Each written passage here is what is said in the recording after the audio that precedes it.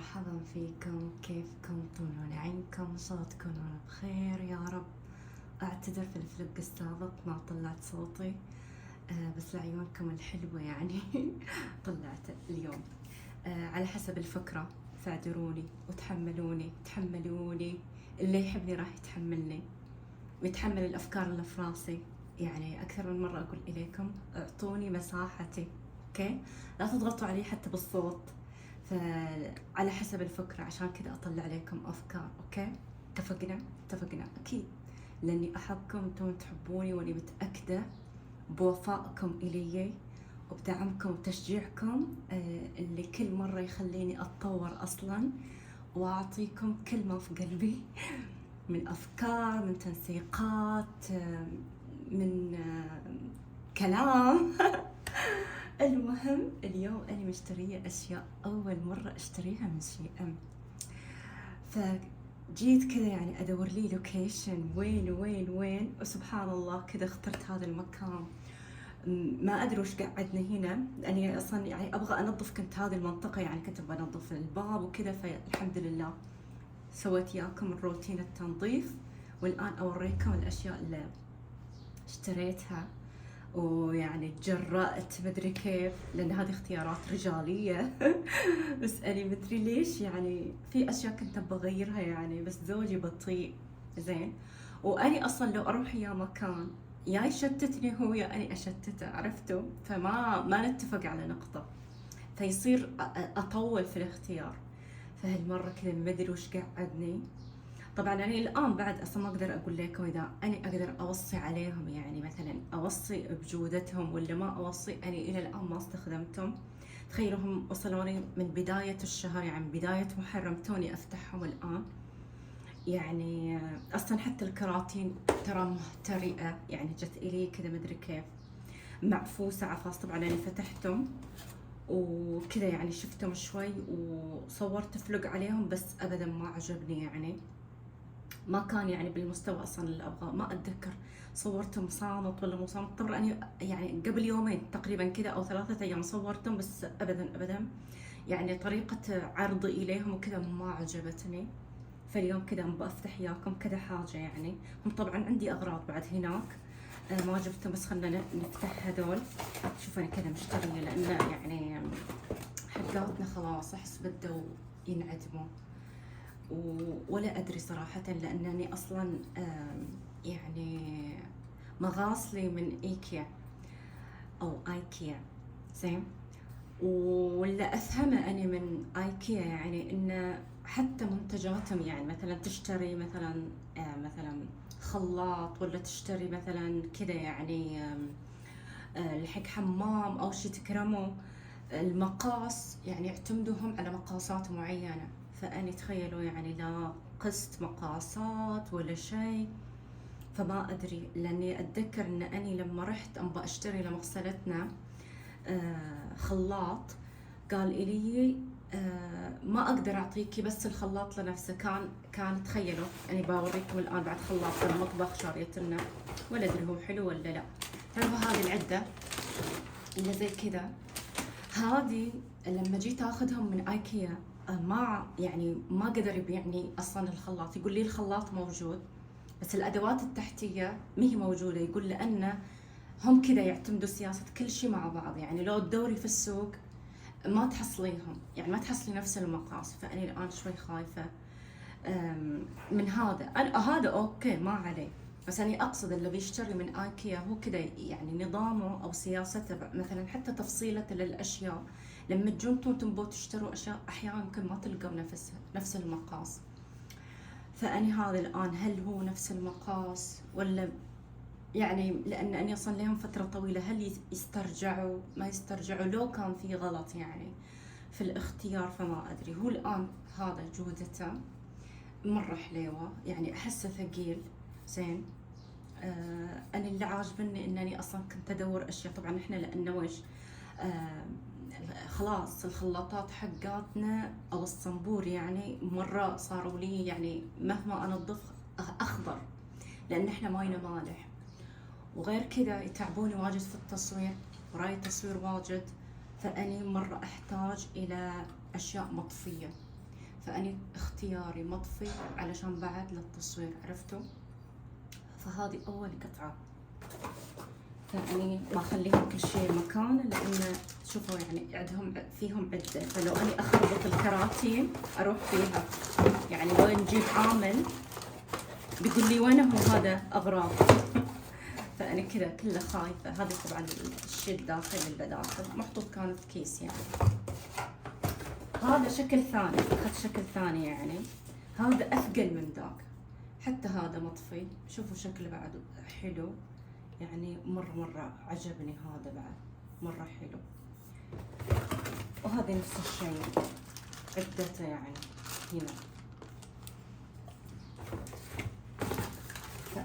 شوفوا كيف الكراتين ترى مرة سيئين، ما توقعت صراحة. هذا أخذته حق غرفة نومنا، يعني هذا طويل يكون حق غرفة نومنا، هو أكثر واحد معدوم، والله العظيم أكثر واحد معدوم. فأخذت هذا لأنه هو كذا يجي طويل، لأن مغسلتنا كذا يعني فيها عمق، فهذا لازم يكون طويل يعني. بس مرة فخم صراحة، مرة فخم يعني. هذه العدة اللي داخل بس مرة جميل، ومتحمسة متى أجربه وياكم، وبيريحني في التصوير بس كذا. ترى والله ثقيل. هذا ثالث نوع. هذا آخر خلاط كنت كذا مشتريه للمطبخ، نفسي أغيره كذا، هو حلو يعني، بس ما أدري أنا هنا إلى الآن شوفوا، لا أدري يثبت لو يضل لي كذا، ولا هو لأن الآن مو مثبت يعني من تحت، فمو مشدود يعني أشد عرفتوا يعني أشد وأخلطه. ونفس الشيء مطفي، لأن ذاك بعد نفس الشيء حسيته بده يعني صراحة يعني يخوضر وكذا. هو أصلا تخيلوا أصلا خلاطي ما كان نفس الشكل اللي انتم تشوفوه الآن في مطبخي، كان الشكل الكلاسيكي ماخذه إلى يعني حتى ما يلف لا يمين ولا يسار.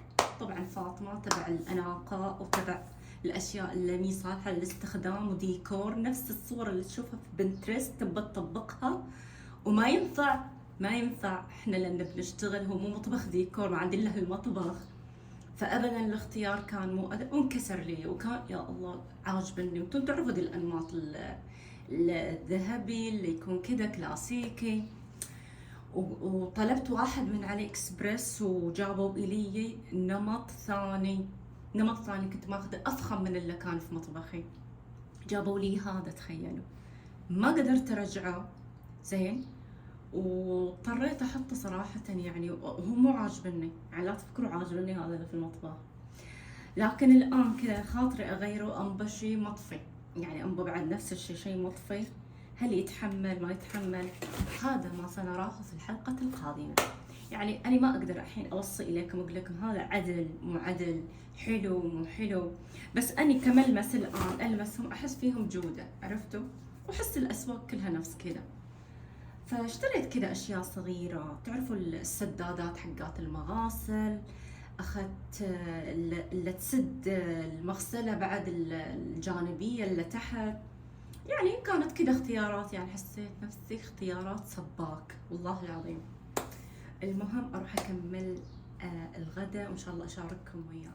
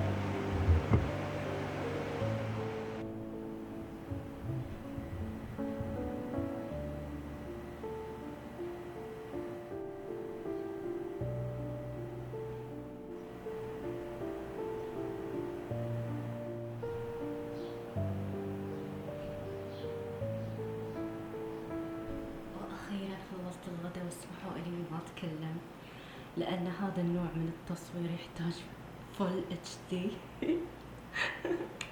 ما أقدر صراحة أتكلم ولا كلمة. كنت مركزة بشكل مو عادي ومتعب. يعني هذا النوع من التصوير ترى يعني مرة متعب مرة، وياخذ وقت طويل. عشان كذا ما تكلمت لكم، وأحس إن هذه الطبق طبقت لكم من قبل. أحس هو عادي يعني كفتة عادية وقليتها وحطيتها في صوص أحمر وسويت لها رز شعيرية بس، ما فيها أي فلفلة زايدة. كنت بسوي سلطة بس هذه يعني تصوير وسلطة وكذا، لا ما أقدر.